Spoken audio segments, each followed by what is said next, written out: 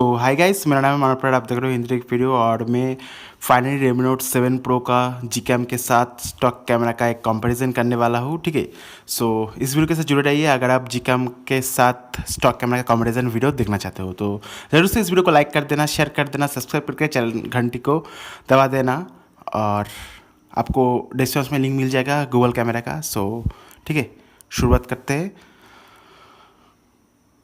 मैं कुछ picture sample को क्लिक किया हूँ, कुछ वीडियो को रिकॉर्ड किया हूँ आपके लिए। ठीक है, आप सब कुछ देख लीजिए, उसके बाद मैं आपको बताता हूँ कौन सा अच्छा है, Gcam और स्टॉक कैमरा।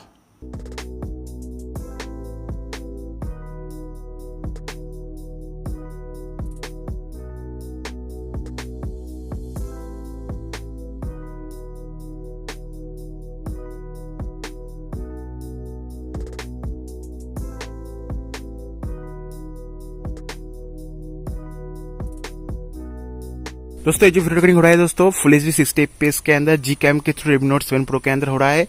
और यहाँ पर मुझे कोई भी दोस्तों लैग, फ्रेम ड्रॉप और शटर स्पीड के अंदर कोई भी गड़बड़ नहीं दिखाई दे रहा है, जिस तरह से प्रॉब्लम आपको आ रही थी दोस्तों स्टॉक कैमरा के अंदर। तो जो स्टॉक कैमरा है दोस्तों उसके अंदर Redmi Note 7 Pro के अंदर कुछ प्रॉब्लम है जिसे OTA अपडेट के थ्रू फिक्स किया जाएगा। तो दोस्तों जैसे कि आपने देखा Gcam और स्टॉक कैमरा का कंपैरिजन के अंदर आपके सामने पहले हम फोटो दिखाया, उसके बाद मैं मेरा ओपिनियन शेयर करूंगा। तो दोस्तों Redmi Note 7 Pro के अंदर आपको मिलता है 48 मेगापिक्सल की कैमरा, और जो 48 मेगापिक्सल कैमरा है वो सच में 48 मेगापिक्सल ही दिया हुआ है।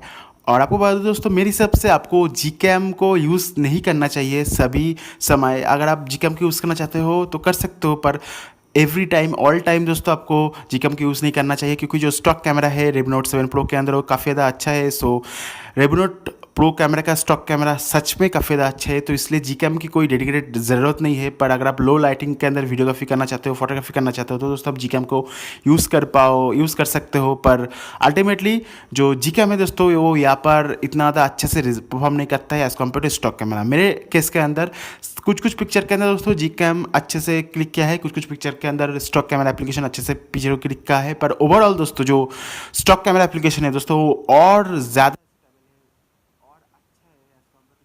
जो Gcam मार्केट के ऊपर अवेलेबल है उतना ज़्यादा स्टेबल नहीं है, सभी फीचर काम नहीं करता है। पर स्टॉक कैमरा जो है वो स्टेबल है, सभी फीचर काम करते हैं। सो अभी के लिए दोस्तों, अभी के लिए जो Gcam है दोस्तों इतना ज़्यादा अच्छे से परफॉर्म नहीं कर पा रहा है, इतना ज़्यादा अच्छा नहीं है, तो इसलिए मैं आपको यहाँ पर स्टॉक कैमरा को रिकमेंड करने की गुजारिश करता हूँ। स्टॉक कैमरा है दोस्तों ओवरऑल सभी परफॉर्मेंस देता है, अच्छे से परफॉर्मेंस करता है, सभी सिनेरियोस के अंदर ढंग से परफॉर्म करता है। और जो Gcam है दोस्तों कुछ टाइम आपको धोखा भी दे सकता है। तो यहाँ पर मैं आपको सजेस्ट करता हूँ, आप अगर आपके पास Redmi Note 7 Pro है उसके अंदर आप Gcam डाल के रखो, Gcam को डाल के रखो। पर जब भी आप पिक्चर को क्लिक करो दोस्तों, आप प्रेफर करो स्टॉक कैमरा एप्लीकेशन को यूज़ करना। स्टॉक कैमरा एप्लीकेशन के अंदर अगर आप अच्छे से पिक्चर क्लिक ना हो तो दोस्तों आप Gcam को यूज़ कर सकते हो। एनीवे, अगर आपको ये छोटा सा वीडियो पसंद आया जरूर से इस वीडियो को लाइक करना। और अगर मैं बात करूँ दोस्तों,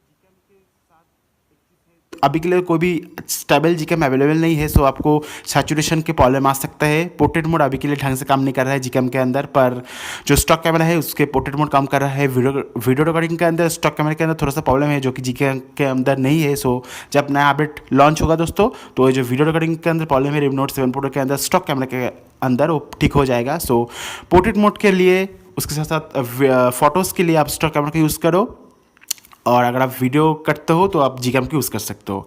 एनीवे, इस वीडियो को लाइक करो, शेयर करो, चैनल को सब्सक्राइब करके घंटे बेल आइकन को जरूर से दबाइए। Thank you for this video, have a nice day.